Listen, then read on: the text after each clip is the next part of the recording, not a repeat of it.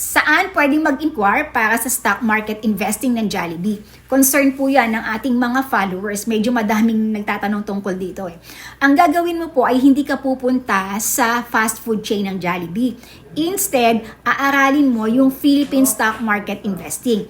Ang ibig sabihin, maghahanap ka ng legit stockbrokers. Kasi through the stockbrokers, para tayo ay makabili at makapagbenta ng stocks sa Philippine Stock Exchange. Okay?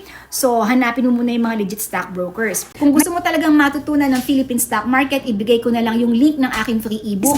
Lalagay ko yun dito at sa comment section para at least malaman mo kung paano makakapagsimula sa Philippine stock market through online. Online application, pwede ka ding online na mag-buy and sell ng stocks. Turuan kita kung paano ka mag-open ng account sa Philippine stock market.